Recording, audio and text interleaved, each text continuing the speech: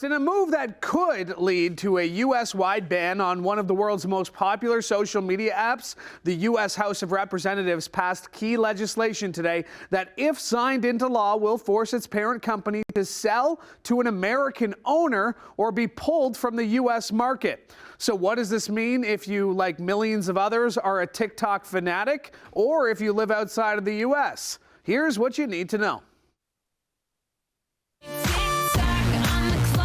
The clock may soon be running out on the popular app TikTok. On this vote, the yeas are 352, the nays are 65. One present, 2/3 being in the affirmative. The rules are suspended. The bill is passed.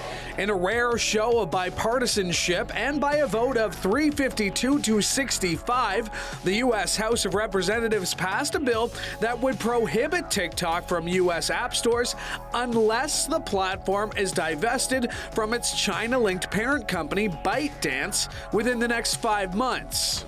TikTok is a threat to our national security because it is owned by ByteDance, which does the bidding of the Chinese Communist Party. We know this because ByteDance leadership says so and because Chinese law requires it.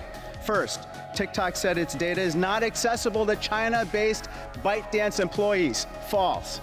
China-based employees routinely access this data, even unbeknownst to employees of TikTok USA. There are dangers that lie ahead in this.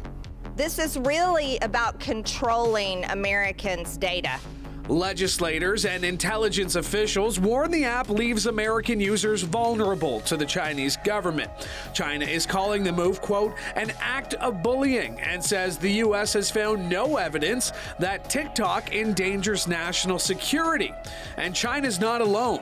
Other members of Congress also aren't convinced. I don't believe the government should be banning apps in the App Store, and this bill was I divest or ban TikTok bill. I mean, it's not constitutionally sound, and it's not the role of the government to do that. Now, no one could show me any evidence that China had taken American data. A lot of us attended a classified briefing today on TikTok from a national security perspective. My opinion, leaving that briefing, has not changed at all.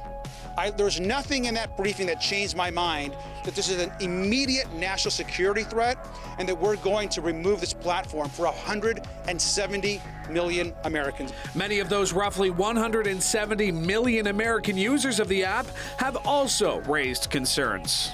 I think it's not just our livelihood. For people, it is a genuine career. And it also really helps the restaurants and individual businesses. A lot of business owners I know, like chefs and restaurateurs, are on TikTok and they're driving sales to their restaurant through that now. I think that's unfair. I don't know. I think people are just assuming that it's doing harm, and I don't think that that's true or appropriate.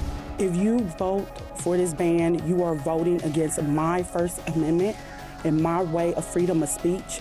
You are voting against my small business. In a statement to Trending Now today, a TikTok spokesperson said this legislation has a predetermined outcome, a total ban of TikTok in the United States. The government is attempting to strip 170 million Americans of their constitutional right to free expression. This will damage millions of businesses, deny artists an audience, and destroy the livelihoods of countless creators across the country. As for how a potential ban would impact users here in Canada, TikTok told us banning TikTok in the U.S. would be devastating to Canadian TikTok creators and small businesses, many of whom rely on being able to reach Americans as a large part of their audience. U.S. House passage of the bill is only the first step. The Senate would also need to pass the measure for it to become law, and lawmakers in that chamber indicated it would undergo a thorough review. But President Joe Biden has said if Congress passes the measure, he will sign it. To help us understand more about why this decision was made and how it will impact TikTok users, we're joined by Chris Stokel-Walker, tech journalist and author of the book TikTok Boom. Chris, in easy to understand terms, why does the U.S. want to ban TikTok? It's a difficult question because it's very ununderstandable in many ways. It appears as if it's because of the links to China that many fear the app has, which is because of its parent company ByteDance, which is based in Beijing, although the company says that it's headquartered in the Cayman Islands. That's always sat uneasy with some people, particularly on the Republican Party. But over the last few months, there's been a kind of cross-party consensus that something is amiss here. They are concerned, I think, about these links to China. Lots of people have been saying there are national security threats, although there's been no evidence shown and nothing that would suggest that that is the case. But nonetheless, it seems as if a political consensus has been reached that ultimately TikTok has to go, or it has to divest itself to some sort of US interest. So how does the company move forward from here? Do you think ByteDance will sell the company to comply with US requests? I think it's really unlikely that they would. One of the things that has to be borne in mind is this is a massive company doing pretty well. It is, 170 million users strong in the United States, more than 1 billion worldwide. And I think to cow to the US's request to sell itself would be kind of like shooting yourself in the foot, and it would also invite other countries around the world to try and take similar measures. So I expect that we'll see, first of all, a further strengthening of the public campaign that TikTok has raised in the last week or so.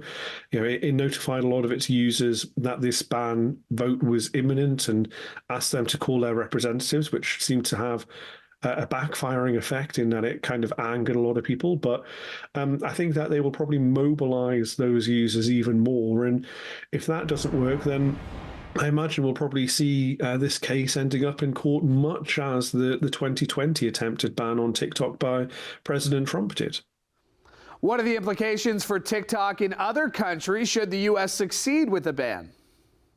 Yeah, one of the fascinating things is obviously, countries tend to move in packs on this. We saw most notably in the last year or so, a number of countries deciding to move sequentially in banning TikTok from governmental devices. So not from everyday users' devices, but from parliamentarians, from politicians, from elected representatives, phones and iPads and other devices. I think this might be slightly different because, first of all, it's a very significant move. I think it can't be, understated quite how surprising this is. 170 million people could, in theory, be locked out of an app within 6 months, or a multi-billion-dollar company would have to kind of engage in a fire sale against their own will as a result of this vote.